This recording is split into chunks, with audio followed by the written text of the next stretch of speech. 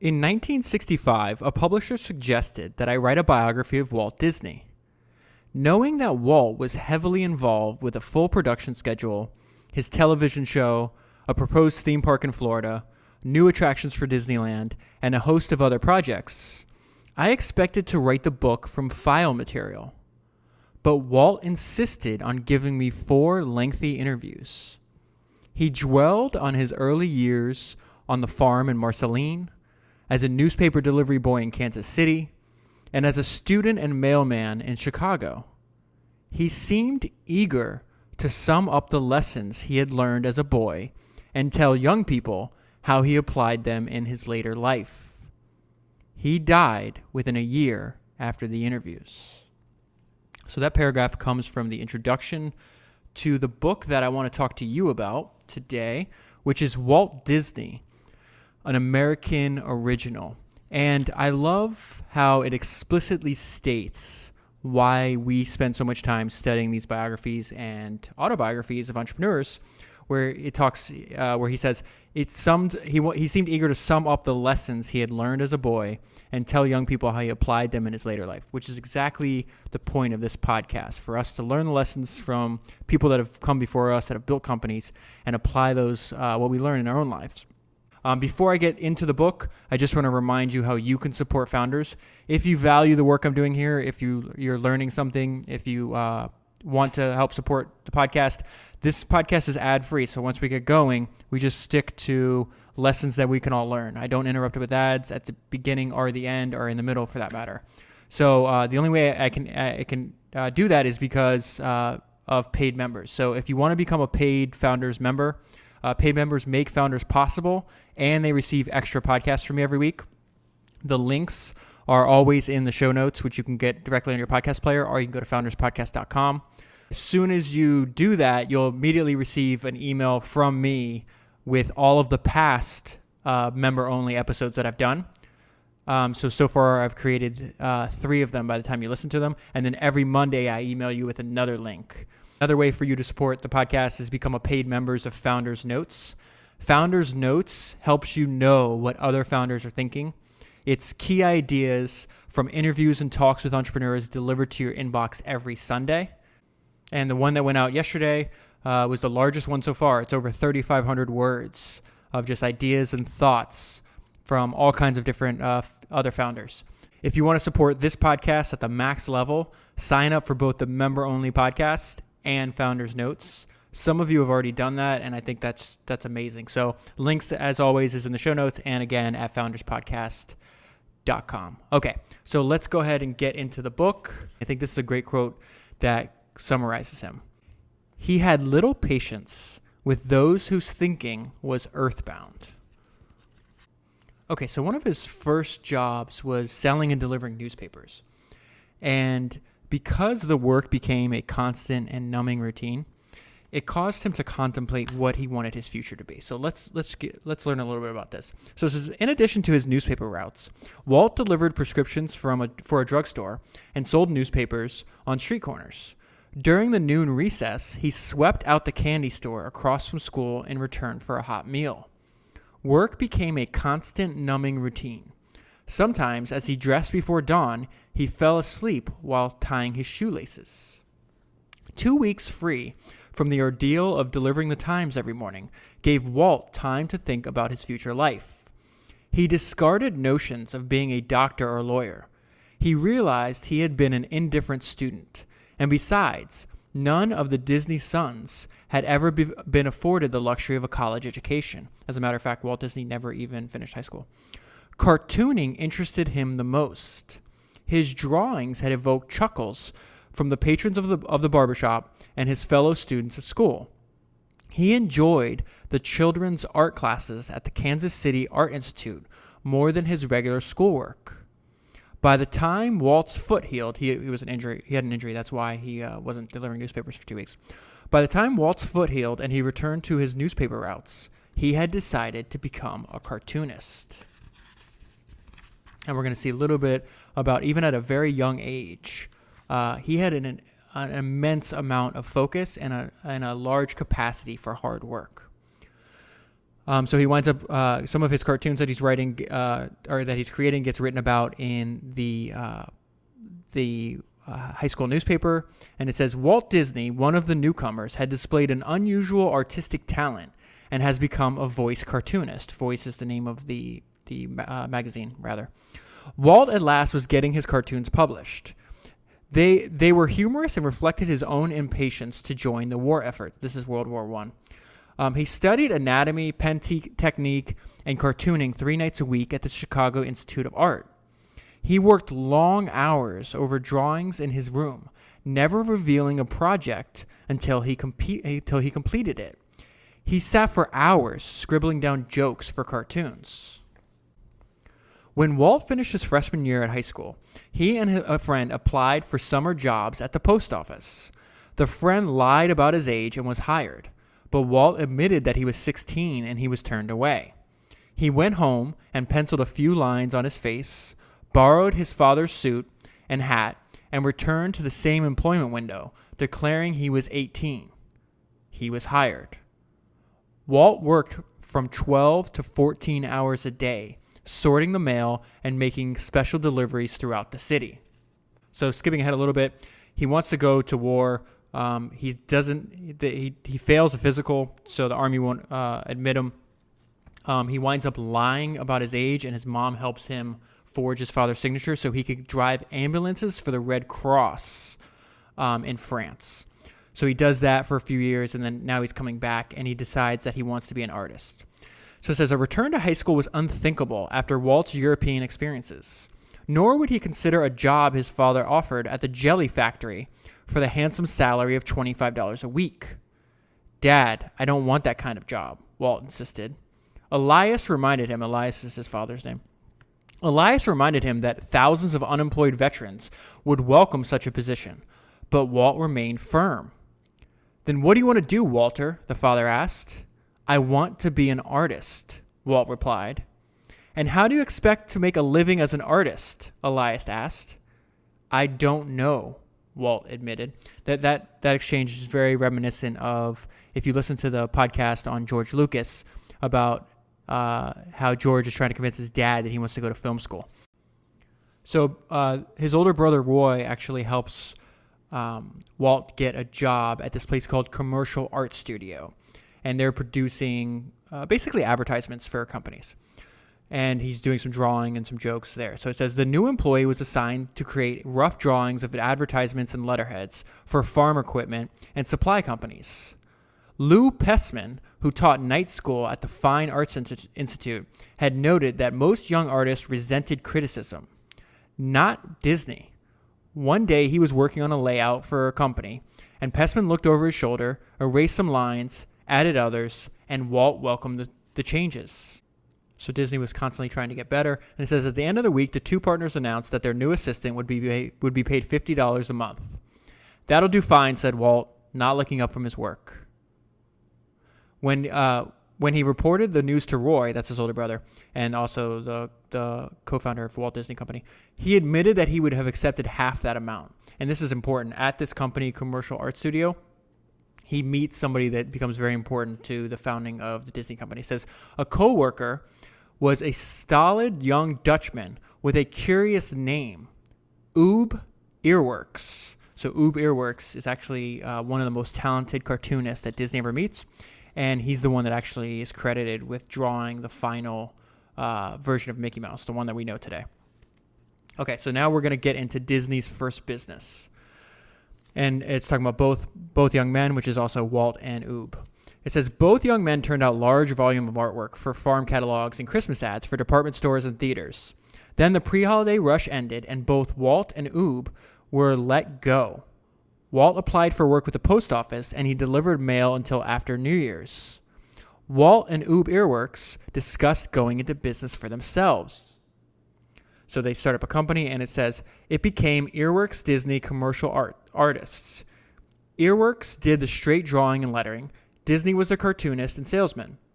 He hustled around to print shops, theaters, stores, and oil companies in search of work. The first month's business netted $135 more than they had been receiving at the name of the company they were working with. The Iwerks-Disney firm lasted only 1 month. And the reason it only lasted 1 month is because there's a company in Kansas City where Walt's living that was looking for a cartoonist and hired him at $40 a week. So Walt thought he should take the job. Oob agrees. Eventually, he says Walt persuaded the boss's name to hire Oob, and Iwerks-Disney went into limbo. Walt had been introduced to something that intrigued him more than newspaper cartooning. This is when he's going to start to learn animation. Now he was making cartoons that moved. The name of the company he's working for is Kansas City Film Ad. Kansas City Film Ad produced 1-minute advertising films to appear in motion picture theaters. The animation was primitive. Human and animal figures were cut out of paper and pinned to a sheet. The joints of the figures were moved and then photographed, creating the illusion of movement. Walt was curious to learn how things worked.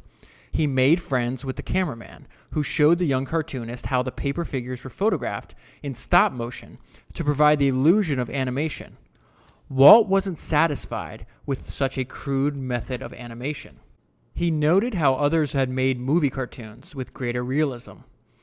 They were created with drawings, not cutouts, and Walt was determined to learn how. He found 2 books in the Kansas City Public Library, one a simple handbook by Carl Lutz on the essentials of animation, and the other is, I think the name's Edward Muybridge, his classic study of human and animal motion. Walt pored over Muybridge's photographs of running horses and athletes in movement, then had the pages copied by a photostat. He returned the book to the library and kept a stack of photostats beside his desk as a guide for his drawings. His employers were delighted with the improved realism of the drawn cartoons, and he and Oob began turning them out for Film Ad. So he's working all day at Film Ad, and he's teaching himself animation at night. It says, Walt worked all day at Film Ad, then spent hours each night in his garage studio. So he starts making these little animation films on his own, and he shows it around to other businesses, and some of them place orders. So now we're going to get into Walt's second business. Walt named the films Newman Laughograms. A few of them have survived, and they show surprising skill in an artist so new to animation. This was less than a year after he started. So let's learn a little bit about the second business. To achieve success, Laughograms needed to progress beyond the 1-minute program filler. The next step would be cartoon shots like those produced by the New York studio. So at the time, all the cartoon and animation businesses that existed were centralized in New York City. He devised plans for a series of cartoons based on traditional fairy tales, modernized and sprinkled with gags. For 6 months, Walt and his youthful filmmakers worked at night on their first production, Little Red Riding Hood. So when they say the word youthful filmmakers, he had put an ad out asking people if they wanted to learn how to do animation. And he winds up learning a lot by teaching others. So he's like, I don't have any money to pay you, but if you come to my garage, I think it was in a garage, might have been a studio every night, I will teach you, and then they all learn together. So they wound up producing their first production, which is called Little Red Riding Hood. Walt was so pleased with the cartoon that he quit his position at Film Ad, where he had been earning an impressive $60 a week. And on May 23rd, 1922, he incorporated Laughogram Films with $15,000 he raised from local investors who contributed from $250 to $500 apiece. So something that I guess is going to be obvious now is, in addition to being extremely hardworking and creative and a good drawer, he was what most people consider like a master salesman. Later on, when Disney is trying to raise millions of dollars to do feature film animated movies, there's no market for it. He was the one that pioneered it. And as such, he had to convince bankers to lend him millions of dollars for an unproven new field. And parts of the books and some of the other additional research I did for this podcast talks about how once he got in the room with the bankers, they were just basically putty in his hands. He was very convincing, and he convinced them to lend money. And he also said he was very good at rallying his employees and motivating them, and that he was very gifted in that regard. So said Walt, and you can see, again, he's very persuasive. Walt persuaded Iwerks to leave Film Ad, and Laugh-O-Gram Films took over the remaining assets of Iwerks-Disney Commercial Artists. They were joined by 5 other young animators. The Laugh-O-Gram office was an exhilarating place to work. The president of the company was 20 years old, and he declined to act the role of executive. He did some of the animation, operated the camera, and washed the celluloid cells for reuse. So this young company gets a deal with a company out in New York called Pictorial Clubs, sends them $100 and then a note promising $11,000 for 6 cartoons. So they start producing this, and then they run into trouble. By the autumn of 1922, it was becoming more and more difficult for the youthful filmmakers to maintain their exuberance. The fairy tale cartoons were being shipped off to Pictorial Clubs, but no money returned. Under the contract, no payment was required until 6 months after signing. And by that time, Pictorial Club had gone bankrupt. For producing the half-dozen 7-minute cartoons, Laugh-O-Grams had been paid only the deposit, $100. With salary checks growing thinner, Laugh-O-Gram employees began to drop out. Iwerks left the company to return to Film Ad. Walt found himself unable to pay his rooming bill, and for a couple of weeks he roomed with Iwerks. Then Walt took up lodging in the Laugh-O-Gram offices. Since the office had no bath, Walt made a weekly journey to the railroad station, where he bought a warm tub, a towel, and a bar of soap for a dime.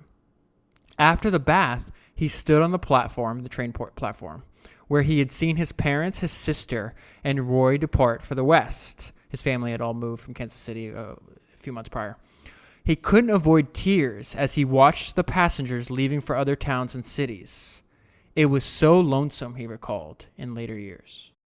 So his second company goes bankrupt, and he's like, you know what, I'm leaving. I'm going to Hollywood. I'm going to try to work in show business, and I might try to become a director. So he tried a bunch of different things. Nothing really worked out. So he starts his third business. And while he was in Kansas City, he made a short movie called Alice in Wonderland. And it was a combination of live action, so a human girl playing Alice, and then cartoons. And so that gives him an idea. And so this is the genesis of his third business. He pursued another possibility. He believed that Alice's Wonderland, which he had made in Kansas City, might still provide him with his entree into the cartoon business. He printed some stationery with the letterhead Walt Disney, cartoonist, and he sent off a letter to Margaret Winkler, the cartoon distributor in New York. So this is Walt Disney writing. It says, "This is to inform you that I am no longer connected with the Laugh-O-Gram Films Incorporated of Kansas City, Missouri, and that I am establishing a studio in Los Angeles for the purpose of producing the new and novel series of cartoons I have previously written you about. The making of these new cartoons necessitates being located in a production center that I may engage trained talent for my casts and be within reach of the right facilities for producing. I am taking with me a select number of my former staff and will in a very short time be producing at regular intervals. It is my intention of securing working space with one of the studios that I may better study technical detail and comedy situations and combine these with my cartoons." So he manages to send MJ Winkler a copy of what he made in Kansas City, this Alice in Wonderland. And on October 15th, she writes him a telegram, and it says that she's ordering a series of these short movies based on Alice. And it says, "We'll pay $1,500 each for each negative for first 6. And to show my good faith, we'll pay full amount on each of these 6 immediately on delivering of the negative." So they go into production. In a few weeks, they have the first one done. It says, "The first reel was finished on schedule, and on the day after Christmas came the joyous telegram from M.J. Winkler." This is her writing now.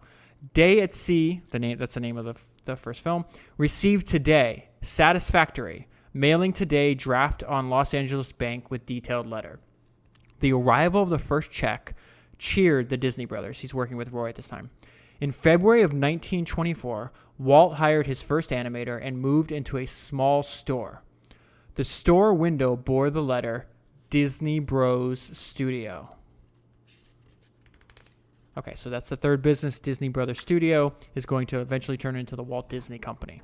So that is what is now a multi-billion-dollar business. Started out with first started out with a check of only $1,500 in 1924. Okay, so we're going to skip way ahead. The business is still really young.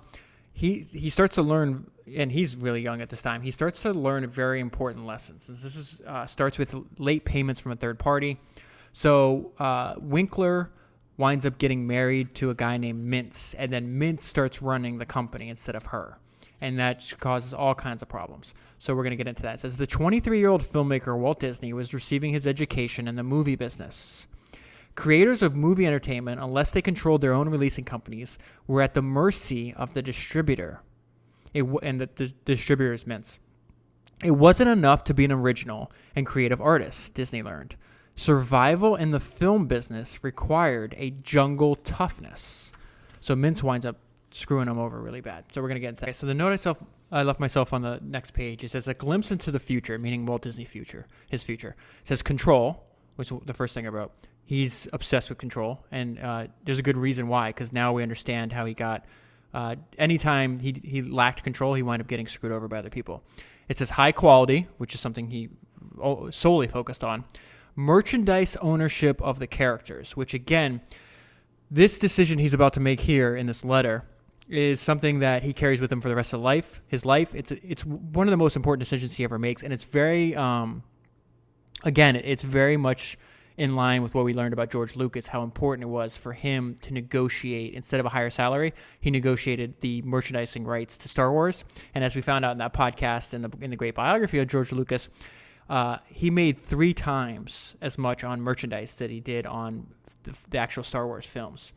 So another note I left myself is, while I was reading this book, I came across this article talking about some ideas that Jeff Bezos has.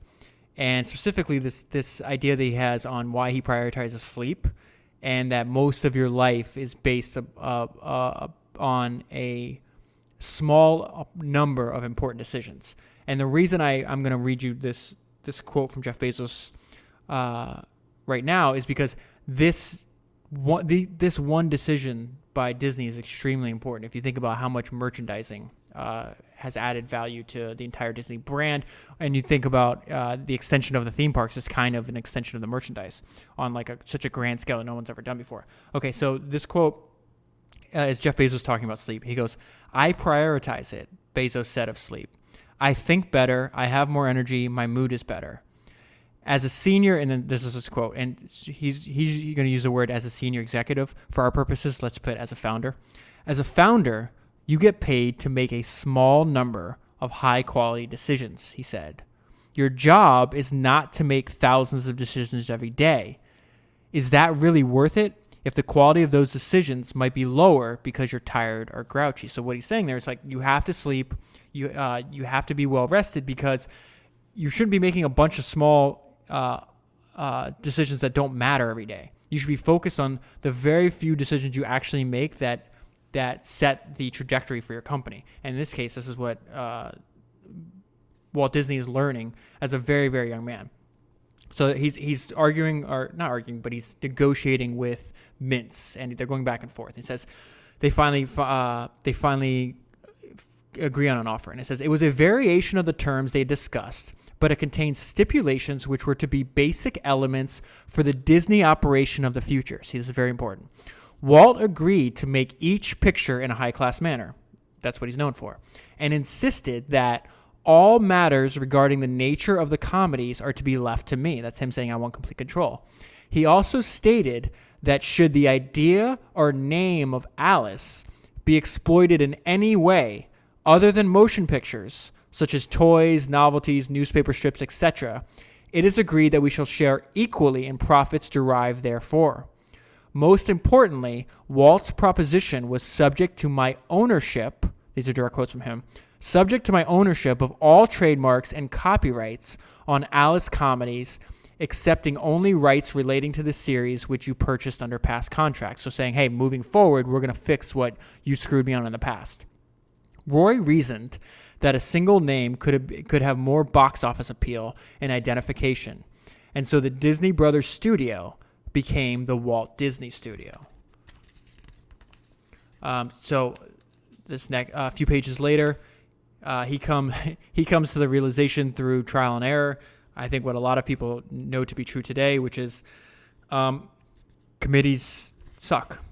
So it says Oswald the Lucky Rabbit, which is Oswald is a character. So think of Oswald as like the precursor to Mickey Mouse. So he makes Mickey Mouse, right, which becomes the cornerstone of Disney because Mince winds up screwing him over on Oswald the Lucky Rabbit. And we're going to get into how he does that. But right now they're making these movies, these series of movies with the main character being this rabbit. And it says Walt Disney's first venture into the all-cartoon medium provided an important lesson for the young filmmaker.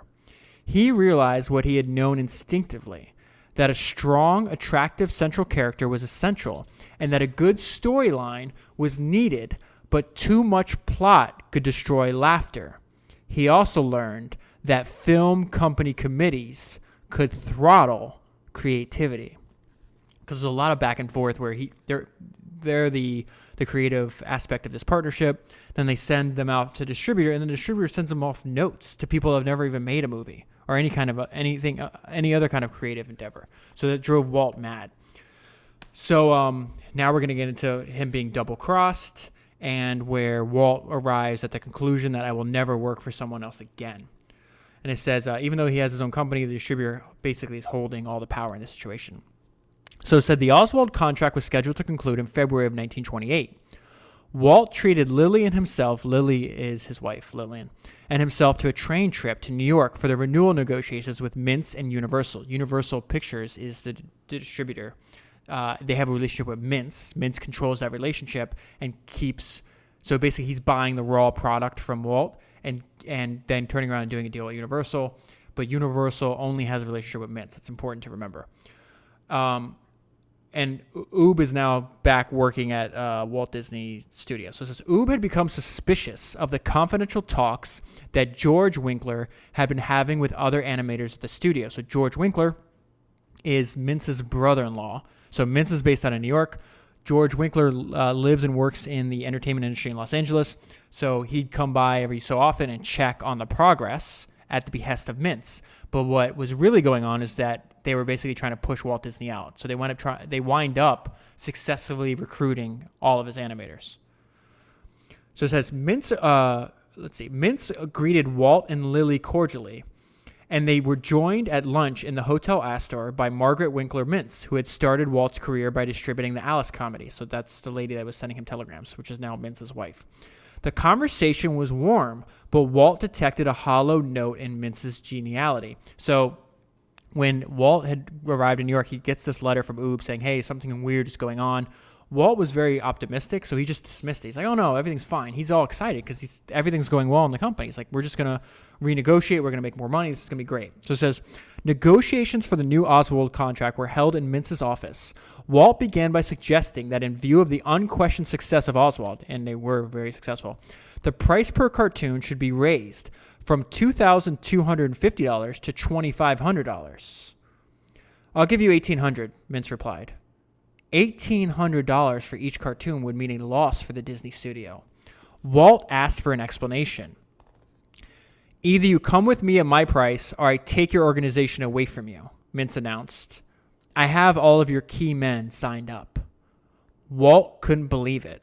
Had Mince actually plotted to steal away the Disney animators? And would his boys, to whom he had taught the cartooning trade in Kansas City, desert him to work for Mince? So remember when some of the young guys that he's taught animation to at night while he was working for the film company, they wind up moving from Kansas City to Los Angeles to work with Disney, and then Mince recruits them away from him. Walt told Mince he needed time to consider the ultimatum.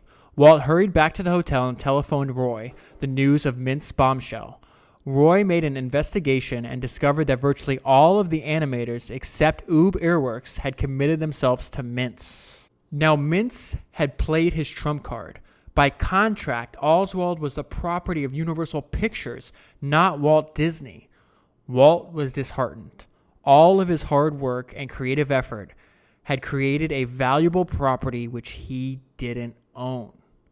When he told Lily the sorrowful news, he vowed, "Never again will I work for somebody else."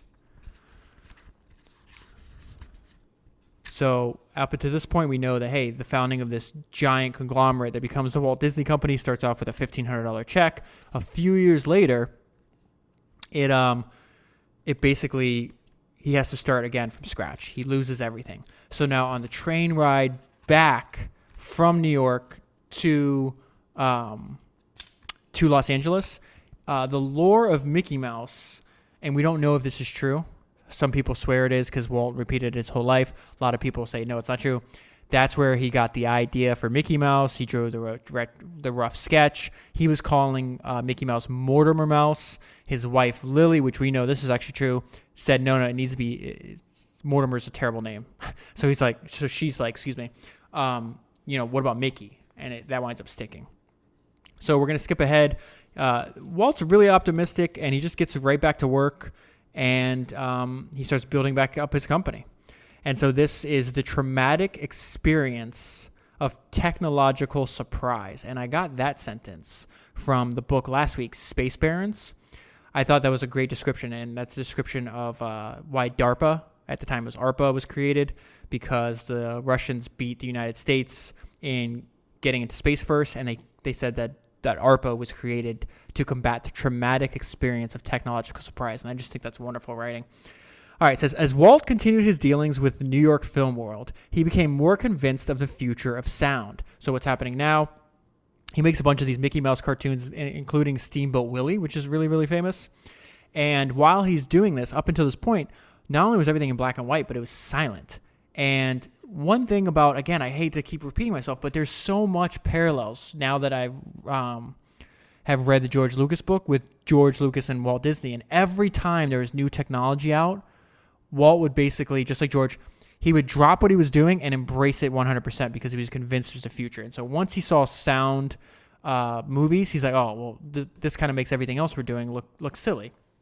So that's what I mean by the traumatic experience of technological surprise. And what they talk about New York is now he's like, I'm going to deal with distributors directly. I'm not going to give away, like I'm going to own Mickey Mouse and I'm going to find somebody to distribute this for me. I don't need third parties anymore. So it says, as Walt continued his dealings with the New York film world, he became more convinced of the future of sound. He wrote to Roy and Oob that talkies, that's what they used to be called if you could believe it or not, were still a mystery to most of the movie executives. And this is a direct quote from Disney. None of them are positive how it's all going to turn out, but I have come to this definitive conclusion. Sound effects and talking pictures are more than a mere novelty. They are here to stay and in time will develop into a wonderful thing. The ones that get in on the ground floor are the ones that will more likely profit by its future development. That is a great thought right there. And he's 100% right about it. I am convinced that the sound on film is the only logical thing for the future. So I love this idea how he's very resolute, as we can hear in his own words. It's obvious to me. But the people that are already entrenched in the industry, like, we don't know how it's going to go. We're not positive. It may be just novelty. It's something we talked about last week and talk about all the time is like, why as humans, we live in a world that's constantly changing, yet because of incentives or who knows the actual root cause, sometimes we delude ourselves into thinking, oh no, things are just going to stay just as they are. They never will. So let's hopefully keep that lesson let's keep that lesson in the front of our mind. I just want to read this because I think it's important. I think anybody that's trying to create something has to deal with the doubts and the mental back and forth that goes on. Getting excited about what you're doing, then going into like the being disillusioned and going back and forth and trying to figure out what you actually feel about what you're working on. And so it's just a reminder. It's like normal to doubt yourself. It's normal to doubt yourself when you're creating something. And you see Walt Disney, who, at this time, he's not the Walt Disney. The wonderful thing about this book and the other books is because we see these people and we learn about them before they turn into who we know them for. Walt Disney, up until this point, hasn't really done much. He started a bunch of businesses, but Mickey Mouse has not built the Disney empire. He's got 30 or 40 years ahead of him in his career, about 40 years actually. So this is a young Walt Disney doubting himself. And he says, personally, I am sick of this picture, Steamboat Willie. Every time I see it, the lousy print spoils everything. Maybe it will be a different looking picture with sound. I sure hope so. I am very nervous and upset, and I guess that has a lot to do with my attitude in this matter. So that's a direct quote from Disney. This is Walt Disney telling you he's doubting himself. Steamboat Willie becomes one of the most famous cartoons ever made, ever. And he's not sure if it's good enough. So I don't know. I find that extremely reassuring for my own life, and hopefully you do as well. By this point, Walt decides, hey, Steamboat Willie, it cannot be, it has to have sound. And Roy and other people are saying, hey, we don't have the money for that. Like, we're drowning here. Like, we can't afford this. What are you doing? And Walt decides to go all in. And this is him explaining why. And it's wonderful language that he uses. I am figuring out a good release, Walt assured Roy and Oob. I don't think we will have any trouble getting it. This may mean the making of a big organization out of our little dump. Kind of predicting the future here, isn't he? Why should we let a few dollars jeopardize our chances? I think this is old man opportunity rapping at our door. Don't let the jingle of a few pennies drown out his knock. See my point? So slap as big a mortgage on everything we got, and let's go after this thing in the right manner. Okay, so right after this, they put sound in Steamboat Willie. Walt loves it, and he's going out trying to sell Steamboat Willie. And he's finding out something that is extremely important because history doesn't repeat, but human nature does. And he learns a lesson right here. He goes, Walt was convinced that Steamboat Willie was a winner, and he couldn't understand why the companies weren't flocking to sign up a series of Mickey Mouse cartoons. Think about it. In hindsight now. He couldn't sell Mickey Mouse cartoons. Think about, is there another character that you could think of, another fictional character that made more money than Mickey Mouse? I can't think of one. So it's amazing. But he goes, it was explained to him by a show business veteran. This guy's name is Harry Reckenbach. And this is so important right here, what he's going to say. Those guys don't know what's good until the public tells them. So Rickenbach actually does, I don't know if does he own the company? So Rickenbach was a colorful promoter, publicist So he's operating this Colony Theater in New York. And he saw Steamboat Willie, and he's like, hey, I want to put that cartoon up on the Colony. And Walt's like, okay, let me just read what Walt says. He says, gee, I don't know, Walt replied. I'm afraid that if I run it at a Broadway house, it'll take the edge off my chances to sell it to a distributor. And this is so important for all of us to remember. No, it won't, said the persuasive Rickenbach. You can chase the cartoon all over town and those companies won't buy. Not until the public tells them it's good. Let me run it for 2 weeks so the press can see it. You'll get good reviews and the people will come in droves. I'll give you $500 a week. Walt was immediately convinced. That was more money than anyone had ever paid to play a cartoon in a single theater. The $1,000 was desperately needed to shore up Disney's finances. Steamboat Willie opened at the Colony Theater, and it was a sensation that Walt had dreamed it would be. So what happens is, just like Rickenbach predicted, now instead of the tables are turned. Walt was going around trying to sell the cartoon. Humans are very lemming-like in that we follow what everybody else is into. People in the film business are humans, so they're very much the same way. And now they're going after him. But very importantly, Disney learned from his mistakes. So he was very willing to experiment, but he very rarely made the same mistake again. So look, and we see that in his negotiations. And it says, the talks with the film distributors followed the same pattern. They asked how much he wanted to be paid each week for producing Mickey Mouse. So that sounds very much like his arrangement with Mintz, right? He replied that he didn't want to be paid by the week, that he had his own studio and he wanted to remain independent. They answered that they would either hire him by the week or buy the cartoons outright. No, said Walt. He had to own the cartoons himself. Young Walt is learning.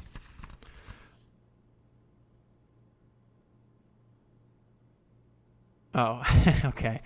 I'm skipping way ahead now. The first sentence, I'm going to read a paragraph, but this first sentence is really after reading the book, it is really a one-sentence description of most of Walt Disney's career. What most people don't understand is Walt was almost insolvent up until he created Disneyland, which he did only like 5 years, maybe 7 years before he actually died, because he dies rather young at 65 of lung cancer. He did not do this to make money. Now he winds up dying a wealthy man because of the profits Disneyland made the company, but he was adamant on making, he's obsessed with the quality of his product, like most of these founders are. I would say almost every single founder we've covered is. So this is a one-sentence description of most of Walt Disney's career. Animation, as practiced by Walt Disney, would always be a perilous enterprise, with prosperous times when the product succeeded and the threat of insolvency when it didn't. So let me continue. Money worries and the stress of leading a crew of volatile, talented artists through uncharted territory began to wear on Walt.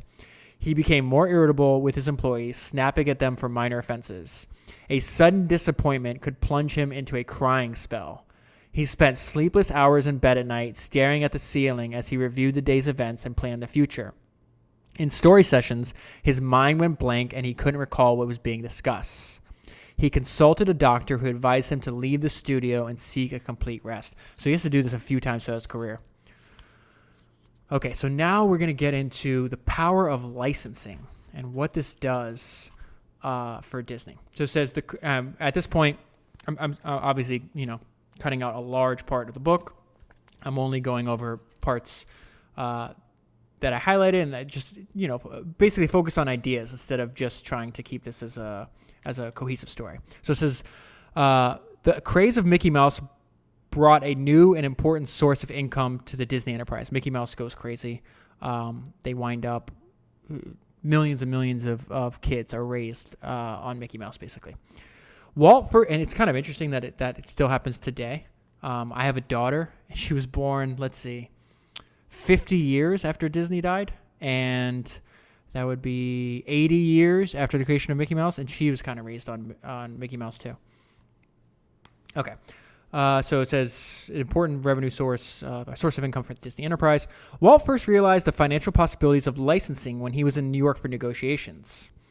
He recalled later that a man called at his hotel and offered $300 in cash for permission to imprint Mickey Mouse on school writing tablets. As usual, Roy and I needed money, so I took the $300, Walt said. The salesmanship of Mickey Mouse produced seemingly miraculous results. So he hires this guy, and this guy named Cayman, who winds up being one of the first people to cold call Walt, saying, "Hey, I want to run your licensing company, and I want to go out and travel and sell licenses for all of your products." And they wind up having one of the best. Walt Disney was really hard to work with, but this gentleman, they had like a 17-year partnership that was relatively trouble-free.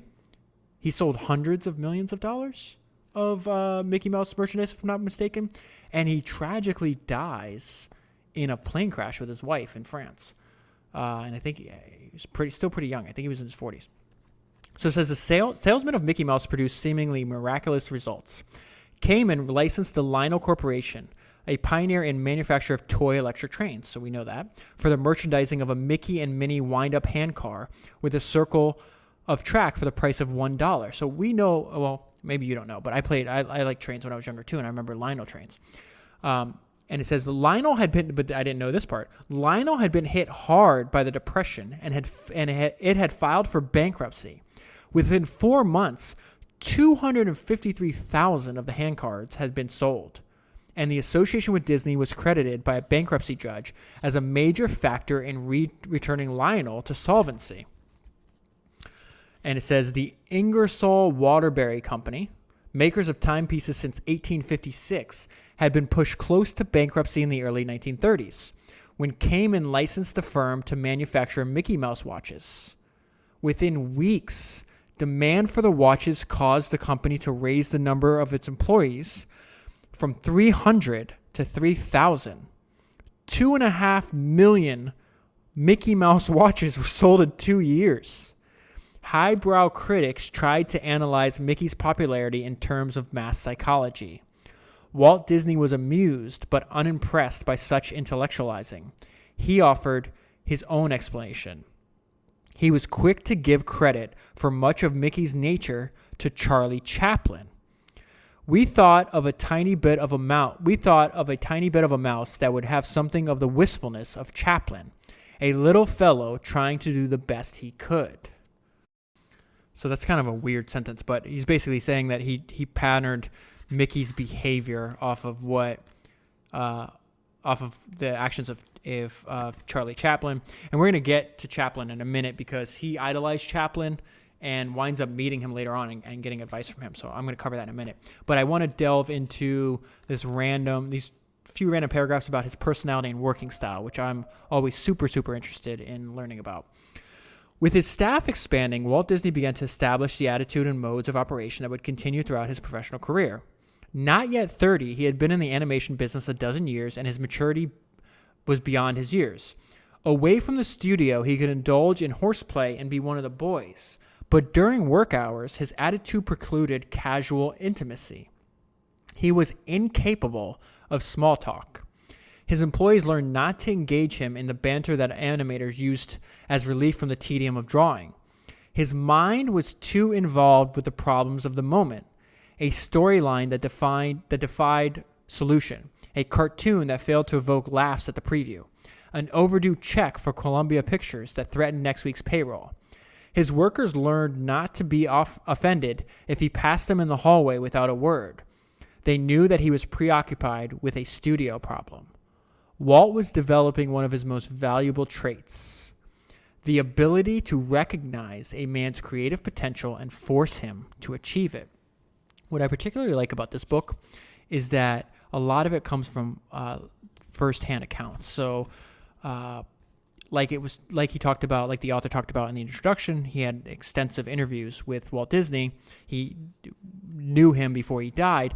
This book, so the other podcast I did on Walt Disney, I think that book came out in like 2007, it's sometime around this.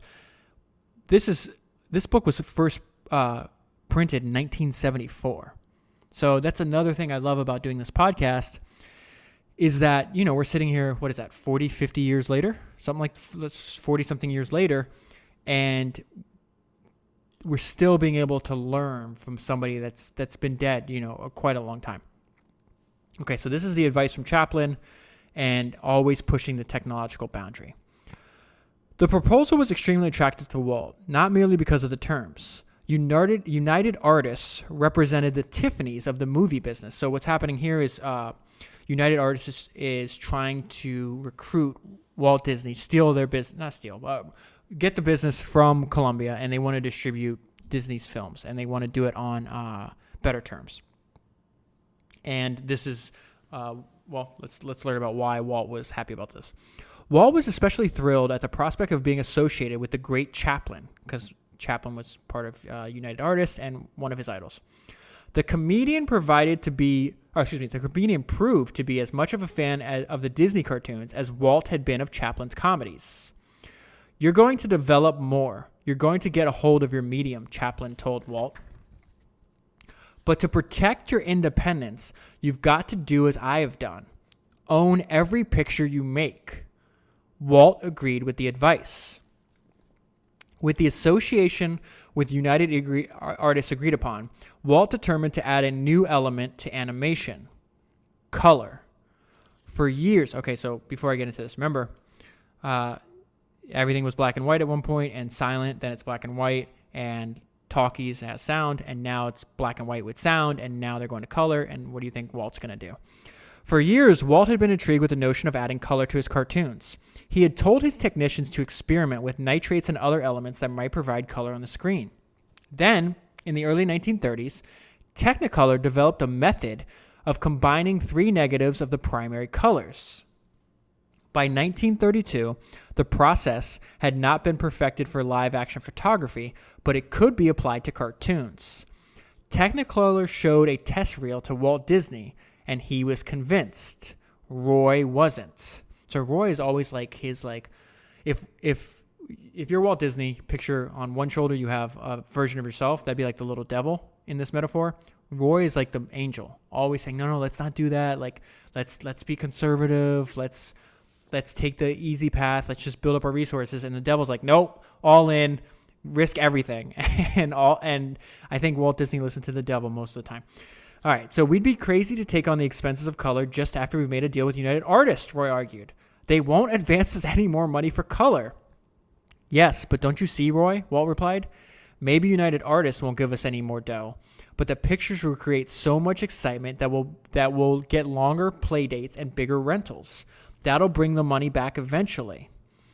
Eventually, it'll be years before we see that money with all the advances that are charged against us already. We can't do it, Roy said. Roy added his fears that the colors might not stick to the celluloid or would chip off. Walt's answer? Then we'll develop paints that will stick and won't chip. For every problem, there's a solution. That's definitely what Walt believed. Roy remained unconvinced. He asked others in the studios to dissuade his brother from this disastrous course. Walt heard their arguments and became more certain that color would raise animation to new levels of creativity. I just love that. I really love that. Walt used his brother's reluctance to evoke a concession from Technicolor. Roy says color is going to cost us a lot of money that we'll never get back, Walt argued. So if we take a chance on it, you've got to assure us that every other cartoon producer isn't going to rush into theaters with Technicolor. The company agreed to grant Disney 2 years exclusive use of the 3-color process. Roy grumbly consented to the contract. That is a really smart play by Walt right there. Okay, so let's skip ahead. So another reminder that anytime you're going to create anything new or do anything new, you need to expect to be criticized. So here's an example of that. And then he has this great quote that acts as a metaphor, and it's, you can't top pigs with pigs. When a print of the 3 Little Pigs arrived in New York, Roy arranged a screening in a projection room at the United Artists office. The salesmen, so this is for the salesmen that are supposed to go out, the salesmen that work at United Artists are supposed to go out and sell the film to the theaters. The hard-boiled salesman remained silent during the cartoon, and one of them afterwards said, "This is a kind of cheater, don't you think?" Roy asked what he meant. "The last cartoon Walt sent us was Father Noah's Ark with dozens of animals," said the salesman. "Now he only gives us 4. I don't even understand why that would even be something you criticize. So they go on to sell the movie. The result is the success of 3 Little Pigs was unparalleled in cartoon history.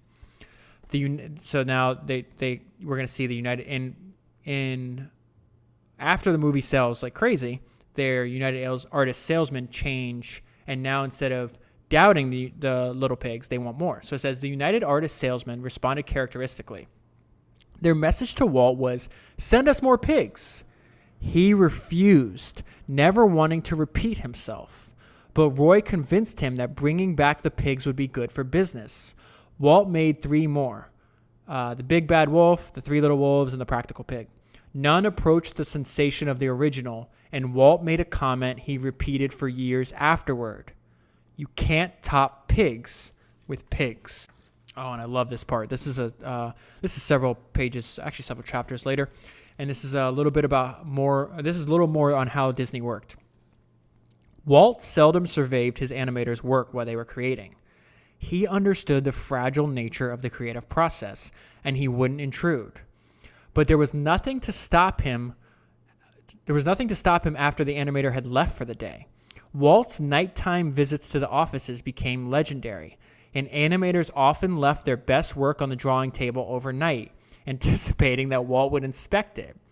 But sometimes they arrived in the morning to find crumpled sheets of paper rescued from wastebaskets and pinned on a storyboard with the notation in the unmistakable Disney handwriting, "Quit throwing the good stuff away." I love his level of dedication. He's perusing the garbage to find hidden bouts of creativity. Okay, skipping ahead. The note I left myself is always pushing his limits.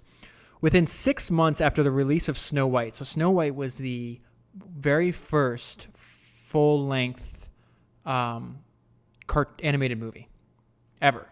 And that's what I was saying earlier. It cost millions and millions of dollars. I think actually 1.5. I don't have it for some reason. I don't have it here.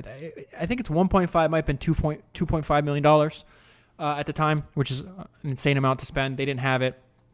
Walt convinces the bankers to lend him money, and this is the results. Within 6 months after the release of Snow White, they had paid off all of their bank loans. The $8 million that the firm earned in its first release was a phenomenal sum, considering that the average price for theater admission in the United States in 1938 was 23 cents. And a heavy percentage of those seeing Snow White were children admitted for a dime. So think about that. Most of the people watching the movie are children. Even if it's half, you're either paying 23 cents or you're paying 10 cents. And that accumulates. There's so many people that go see it. It accumulates up to $8 million. And this sentence where it says the $8 million that the firm earned in its first release, they're still making money off of Snow White to this day. This is happening. So the movie comes out, 1938? 1950 something when Disney starts to make content for TV. They also start reselling some of their old movies and playing them on TV and getting paid from the television networks. And then they keep doing this over and over again, where even now, my daughter, who was born, 70 years after this point, has seen Snow White. So it's like the gift that keeps on giving. It's amazing what that initial investment resulted in. But keeping with the topic of pushing his limits, going back to the book, features, which is the long features, had to become the creative thrust of the studio.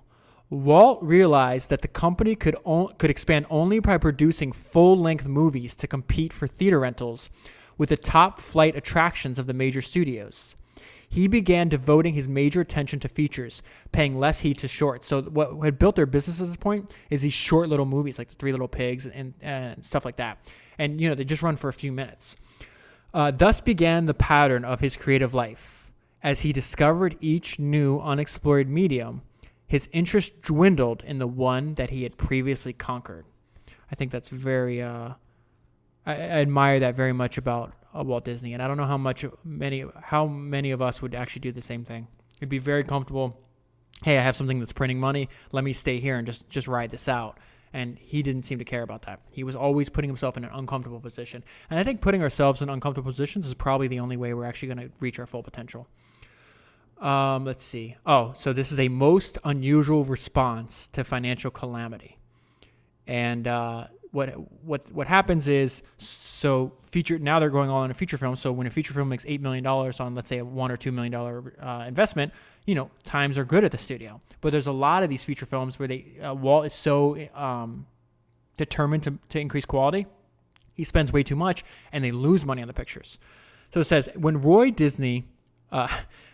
Okay, here we go. When Roy Disney asked Walt to visit his office one day in 1940, Walt realized that meant trouble. When Walt was summoned to Roy's office, that always meant bad news. Walt studied his brother's long face and asked, "What's the matter?" Roy outlined the financial reverses of the past year. How the profits of Snow White had been eaten up by the cost of Pinocchio, Fantasia, and Bambi. Now, how crazy is that? You probably all know that these three titles, right? Pinocchio, Fantasia, Bambi. They were money losers for a long time. He didn't recoup the money on Bambi till they re-released it like 20 years later. Okay, so the profits of Snow White had been eaten up by these three movies. How the European War had caused a sharp decline in theater revenue. So that's World War II that's going on. How the company now had 1,000 employees in a brand new studio that had cost them $3 million to build. And now, Roy concluded, we're in debt to the bank for $4.5 million. Roy expected his brother to be shocked and concerned. Instead, Walt began to grin, and then he burst out laughing. "What the hell are you laughing at?" Roy demanded. "I was just thinking back," Walt said between fits of laughter. "Do you remember when we couldn't borrow $1,000? Roy, too, began to laugh. "Yeah, remember how hard it was to get that first $20,000 credit," he recalled. They regaled each other with memories of when they had to plead for loans to meet the weekly payroll. "And now we own $4.5 million, Walt remarked. "I think that's pretty damn good." So I think that's amazing. They wind up getting out of this. I'm going to read how they do that now. But I don't know. I hope I adapt this in my own life. Yeah, like he's faced with something that's, could threaten the livelihood of his company, although he does have complete confidence in the studio's ability to solve problems and to produce content that people want to consume. And he just, instead of getting upset or emotional, he just laughs. He's like, well, that's, we've actually, if you look at it in the right terms, we've actually come very far. So maybe we can keep this thing going.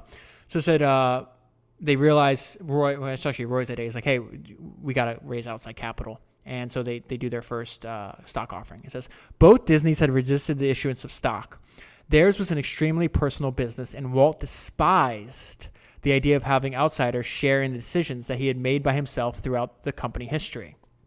They wound up doing it, and it says the stock offering quickly sold out, contributing $3.5 million of much-needed capital to the Disney Company.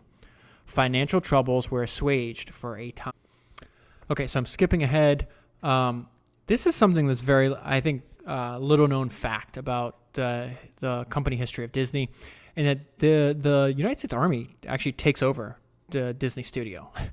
So it says, on the afternoon of December 7th, 1941, Walt Disney answered the telephone at his home. The studio manager told him, Walt, the studio police just phoned me. The Army is moving in on us. Still shocked by the news that the Japanese had bombed Pearl Harbor, Walt asked what he meant. The Army, 500 soldiers, said the manager.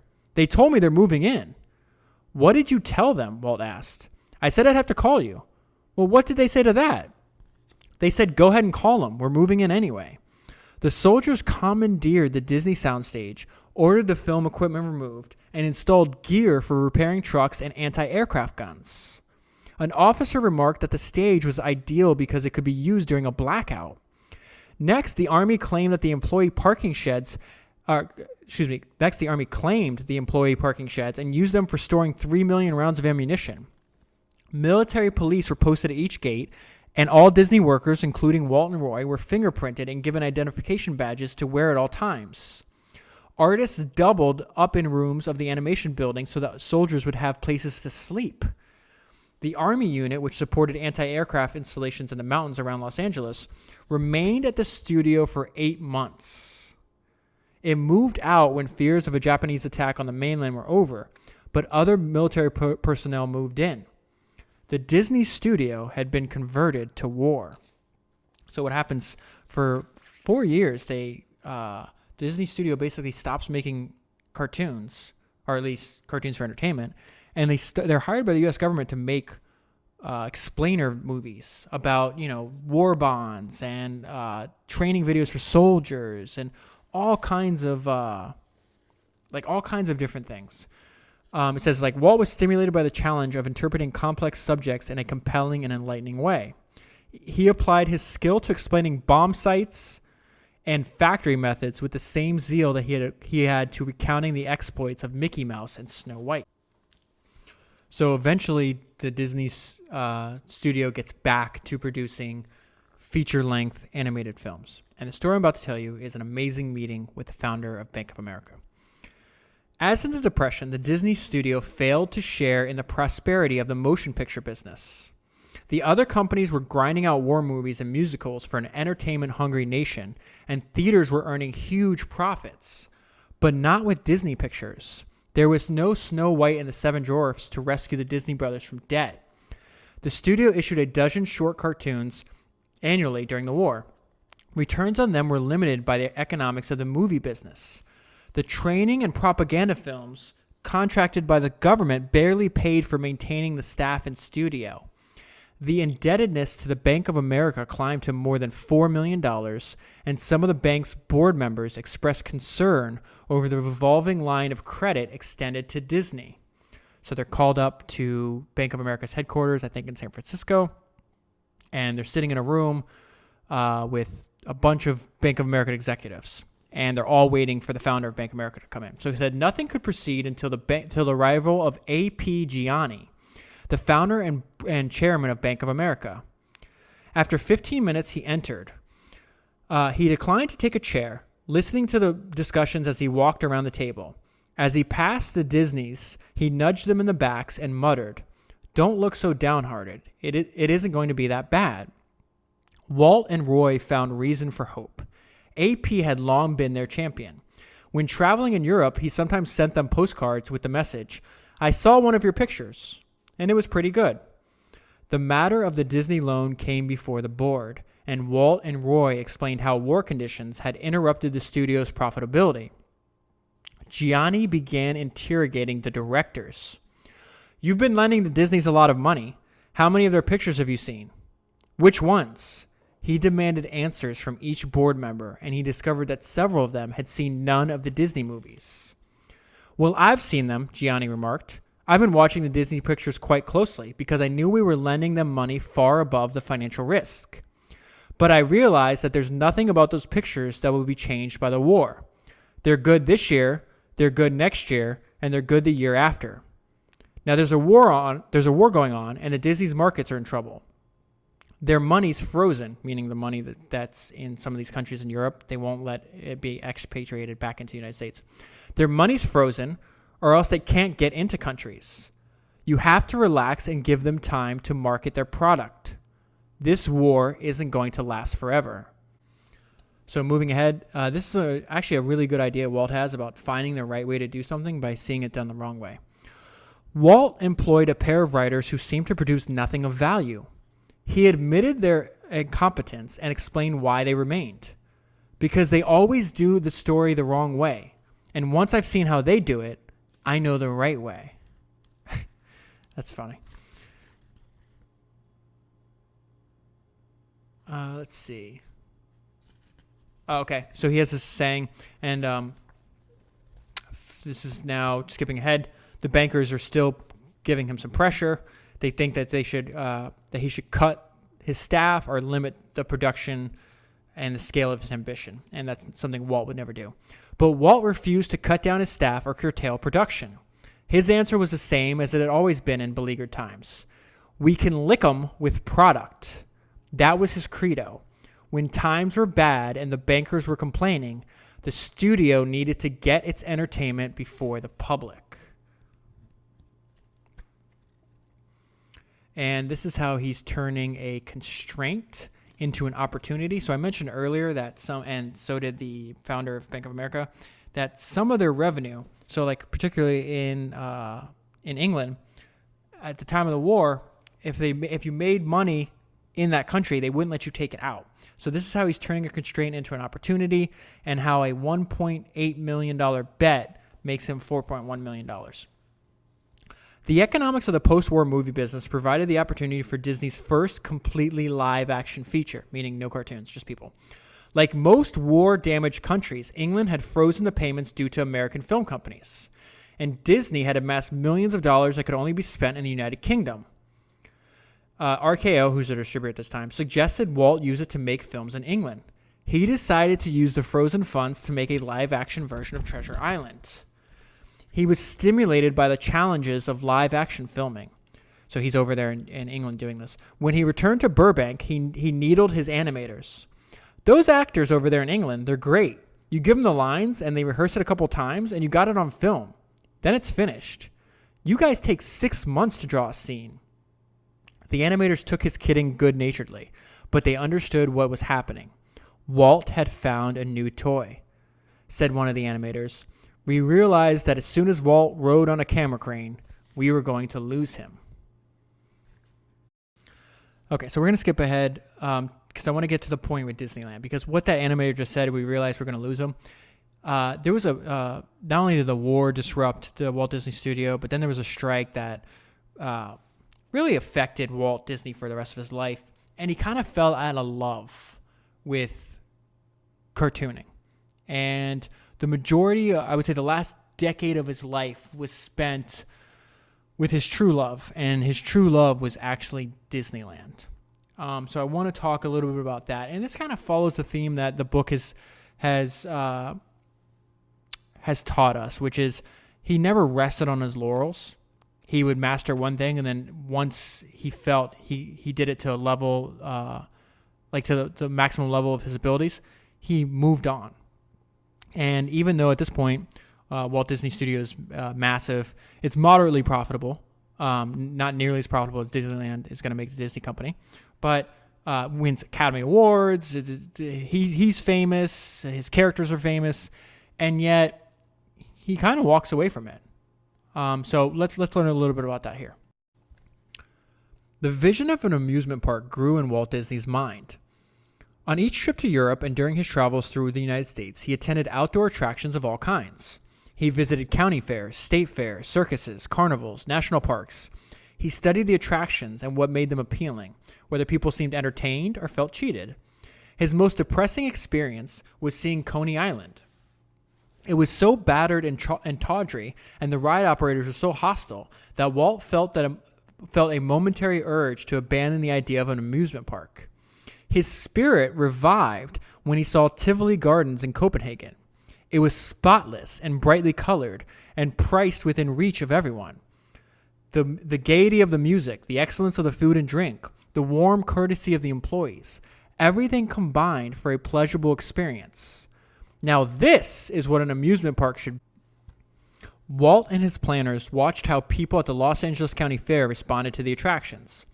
They traveled to Knott's Berry Farm and measured the walkways and observed how the traffic flowed. Walt was particularly interested in the movement of people. He watched them as they walked freely from one attraction to another, then pointed out how they grew irritated when crowds jammed up. The plans for Disneyland grew. He continued to pour his creativity into Disneyland and his money. When he had borrowed the limit on his insurance policies, he sold the house he had built in Palm Springs. This is his vacation home. Roy Disney pointed out that the company remained in debt to the Bank of America, and it was doubtful that any bank would lend for an amusement park. Walt would not be discouraged. Okay, so what they're talking about there, as far as insurance policies, just like that one sentence description I read earlier about his career, he's borrowing to plan Disneyland because no one's giving him money. Roy's turning him down.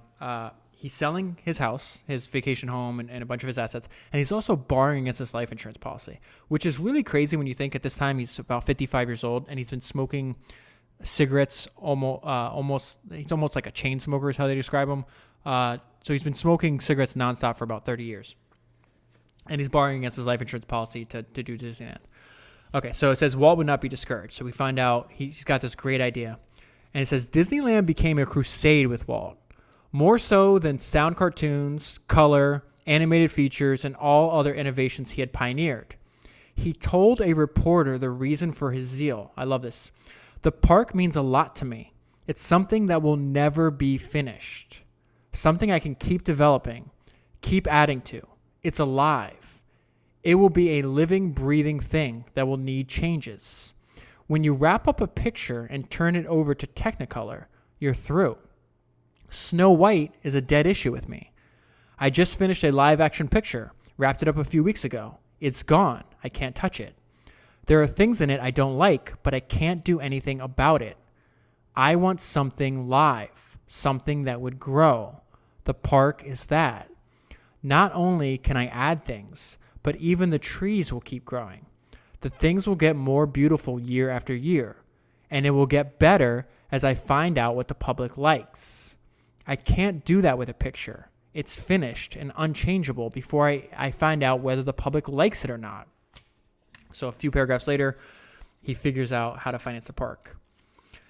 He knew he would have to discover a way to finance the park. He found the solution while lying sleepless in bed. Television, Walt told his brother the next morning. That's how we'll finance the park. Television.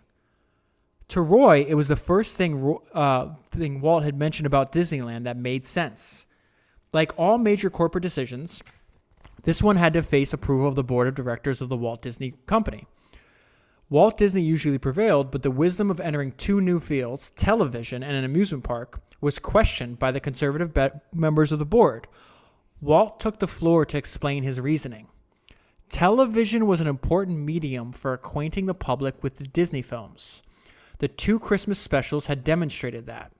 A weekly show would expend a vast amount of creative effort and money, with little or no profit except for creating bigger audiences for Disney films in the theater. If I'm going to devote that much talent and energy to a television show, I want something new to come out of it, Walt said. I don't want this company to stand still.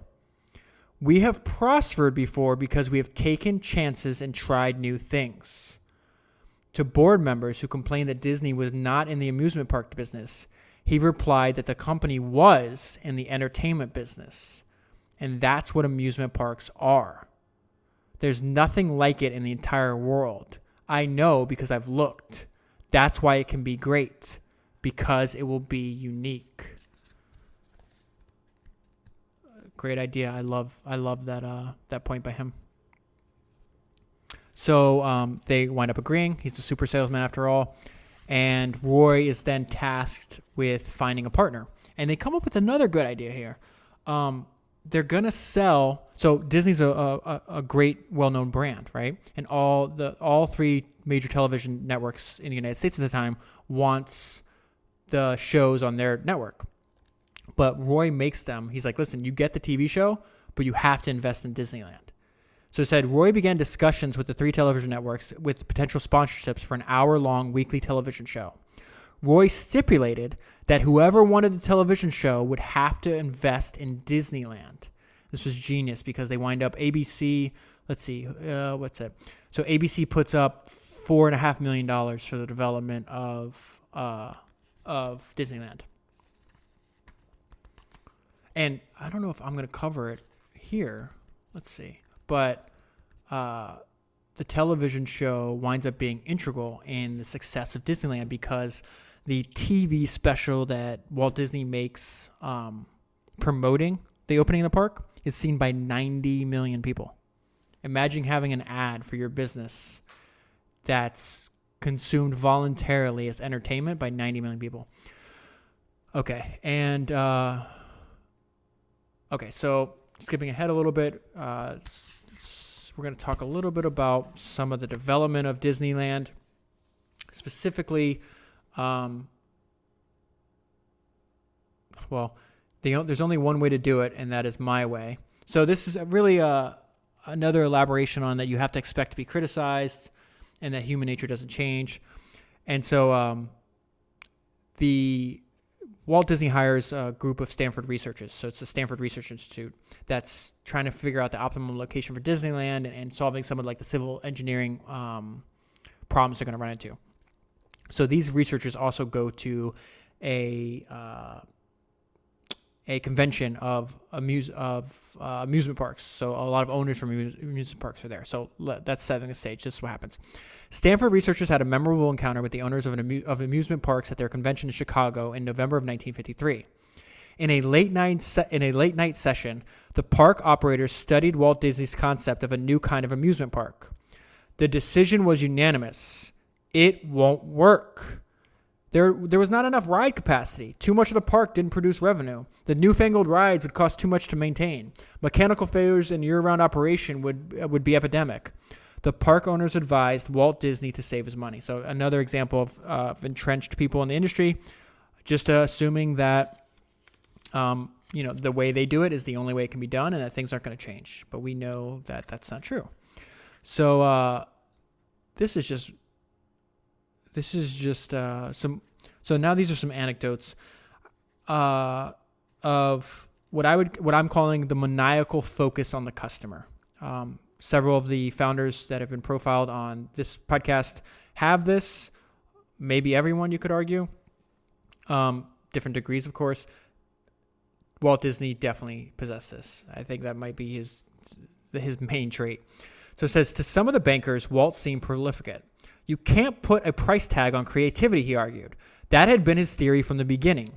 He refused to make his cartoons on a strict budget because he wanted them to be better. Making them better meant spending more money. When Roy argued that payments from distributors were not enough to cover production costs, Walt's answer was, if we make better cartoons, we'll get more money next time. He was unable to establish budgets for Snow White, Fantasia, Bambi, and other cartoons because he was pioneering with new mediums and new techniques. The same with Disneyland. He set no budgetary limits on his planners and engineers. They were exploring unknown territory, and only at the end of that quest would Walt know what it cost. That's amazing to have that much belief in your abilities that you're not going to have a budget and you're just going to say, hey, we're just going to make the single best thing we can. And you want to know what it's going to cost? Well, wait till we're done and we'll tell you how much it's going to cost. Here's another example of that. One thing that he didn't like to hear was just like Elon Musk and other people, don't tell him no. So it says, sometimes the engineers told him that effects he could easily accomplish in motion pictures were impractical in an amusement park. They learned not to say that to Walt Disney.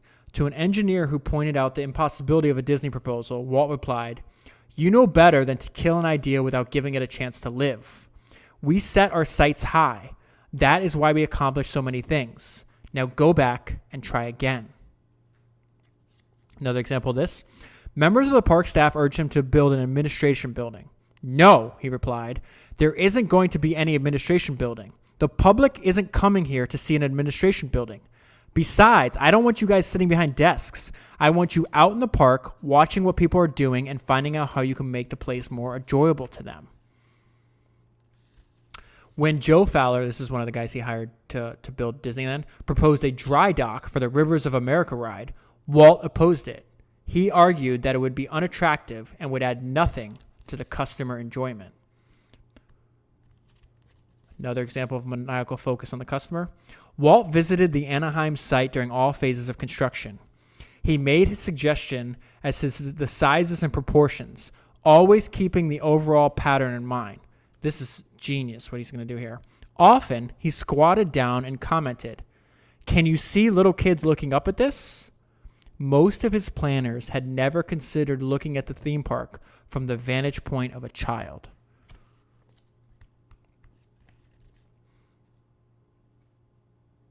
And another example of maniacal focus. During the day, he walked through the park observing the people and their reaction, asking questions of the ride attendants, waitresses, store clerks, janitors. From the beginning, he insisted on utter cleanliness. Remembering the tawdry carnivals he had visited with his daughters, he had told his staff, "If you keep a place clean, people will respect it. If you get it dirty, they'll make it worse." He didn't want peanut shells strewn on the sidewalks. Only shelled nuts were sold. No gum could be purchased inside the theme parks. Young men strolled through the crowds, retrieving trash as soon as it was discarded. He never seemed to tire of striding through the park and watching the people and their reactions to Disneyland. "Look at them," he enthused to a companion. "Did you ever see so many happy people? So many people just enjoying themselves." And so this is the result of Disneyland. Within 7 weeks, 1 million visitors had come to Disneyland. Prediction of attendance had been exceeded by 50%, and customers were spending 30% more money than had been expected. Disneyland was destined to be an enormous financial success. And we're just going to see how financially successful it was, and we're going to close on this. After 3 decades in Hollywood, Walt Disney had finally achieved financial stability. Disneyland was successful beyond his own dreams. He had produced 4 hit movies in a row. Although the 2 television series did not provide profits, they contributed to the health of the Disney endeavors in other ways. Walt himself was slow to realize his new prosperity. He told this story. "One day I was driving home and I was waiting at a stop signal, and I looked in a showroom and saw a beautiful Mercedes-Benz coupe. Gee, I wish I could afford that, I said to myself, and then I drove on. I had gone a couple blocks when I said, 'But I can!' So I turned right around and went back and bought it." But change and fortune had little effect on Walt's personal life, nor did he glory in the company's financial health. "I've always been bored with just making money," he said. "I've wanted to do things. I wanted to build things, to get something going. People look at me in different ways. Some of them say, 'That guy has no regard for money.' That is not true. I have had regard for money. But I'm not like some people who worship money as something you've got to have piled away up in a big pile somewhere. I've only thought of money in one way. and that is to do something with it, you see. I don't think there is a thing that I own that I will ever get the benefit of except through doing things with it. The 5 years that followed the opening of Disneyland were a period of great expansion for Walt Disney Productions, which had begun in the 1950s with a gross income of $6 million and had leaped to $27 million in the first year of Disneyland operation. By the end of the decade, that figure was $70 million. So think about that. That goes from $6 million, then after 1 year to $27 million, then after a few years after that, $70 million. So over 10x increase of where they were just off of this. And this is the last thing I'll read. On April 25th, 1961, Walt and Roy Disney marked an historic occasion in the history of their company. The loan from the Bank of America was finally paid off. For the first time in 22 years, revenue from the motion pictures would go directly to Walt Disney Productions instead of the bank. If that's not a story of perseverance, I don't know what is. So if you want to read the full story and you want to support the podcast at the same time, buy the book.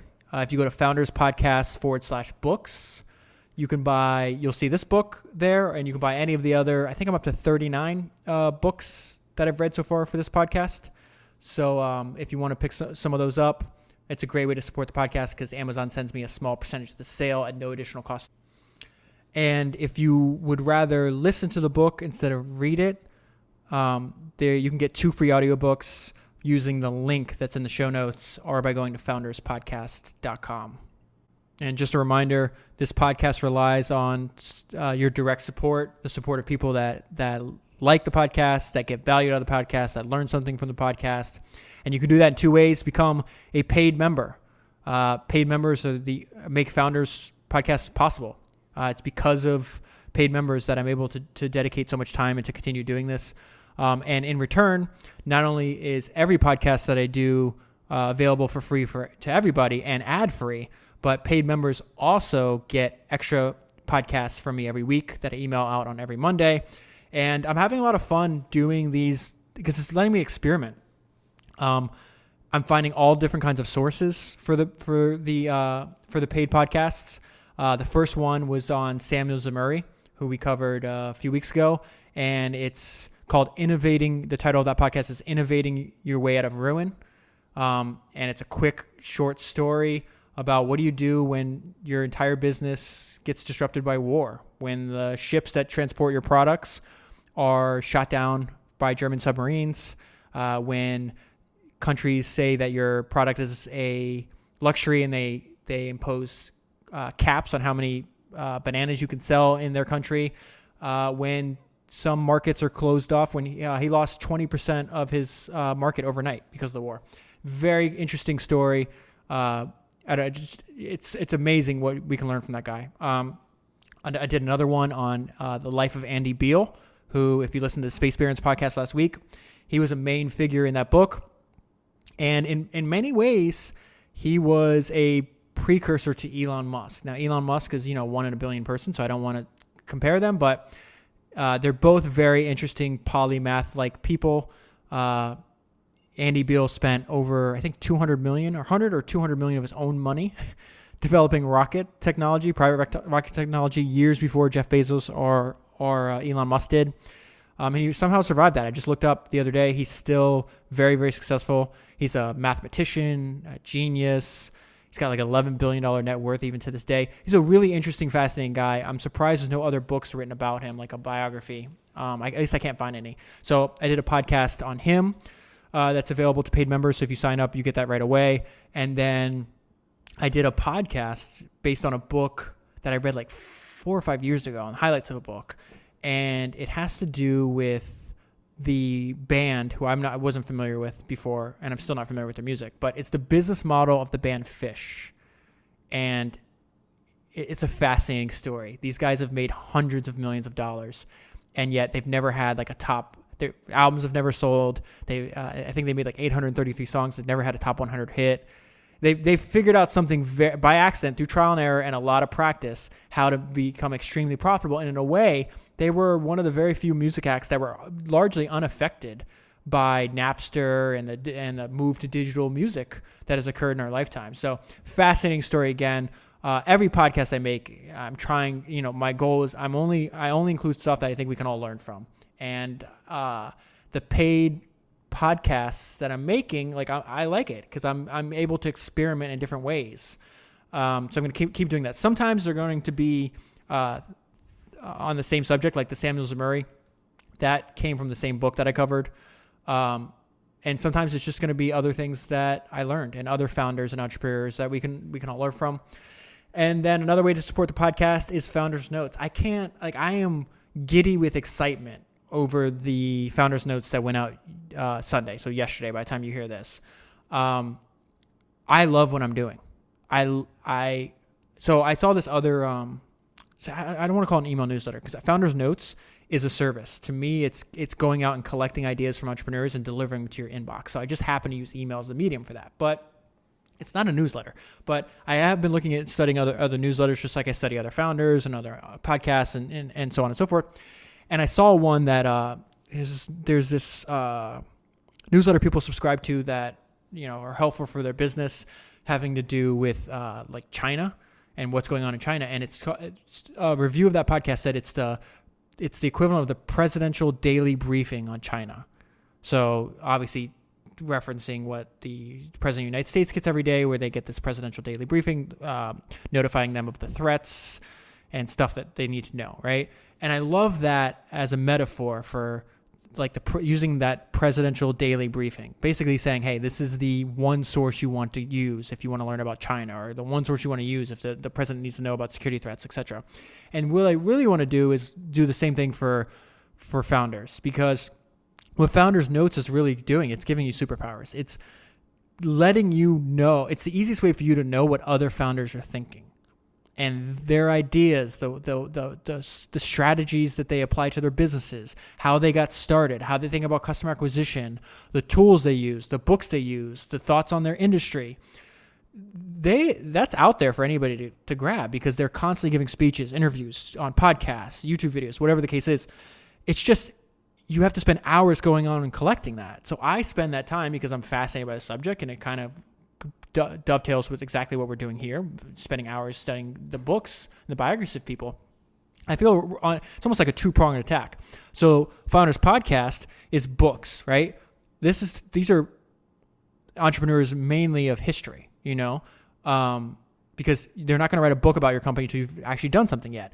While Founders Notes covers people still in the arena today. I read the email myself.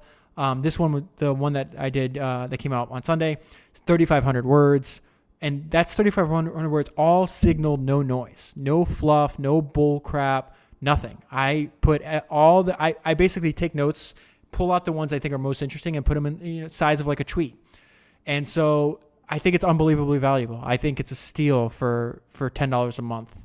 And some of you guys have even astutely signed up for a yearly subscription. That price is going to go up soon because you're getting basically 6 months free right now. So anyways, it's something I'm really proud of. I just got started, even though I've been taking notes on podcasts and interviews with entrepreneurs for years. So I told you before on past podcasts, when I put all of them into a Google Doc, it was over 60 pages long, and I add to that all the time. So I don't know. I'm really, really excited about it. I guess I keep repeating myself, but I am. I think it's such a useful tool, especially for people. Let's say you're already a founder and entrepreneur. I think it's a no-brainer to sign up because there's no other occupation in the world, maybe besides pure investors, which are kind of entrepreneurs too, that can exert that much leverage over useful information.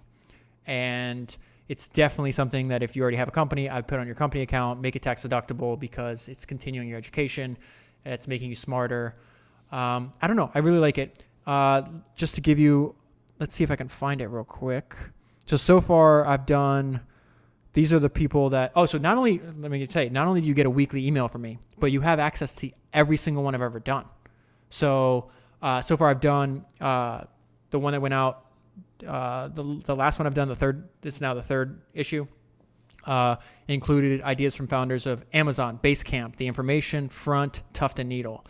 Then you had Dropbox, Twitter, A16, Andreessen Horowitz, Spanx, Twitch, Product Hunt, Earn, AOL, FlexPoint, Wikipedia. They're not just tech companies. They're going to be founders from every single industry, because I think every business and the founders of every business, they think long and hard about their businesses. And if we can get the distillation of their knowledge, I don't know if I pronounced that word correctly, but if we can get the main ideas of a lifetime of knowledge in a format that we can easily digest, I think that's incredibly valuable.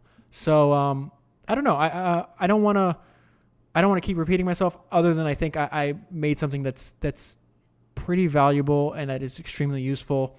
It'd mean the world to me if you test it out. I mean, sign up at least for the first month. If you don't like it, you can always cancel. It's just month to month.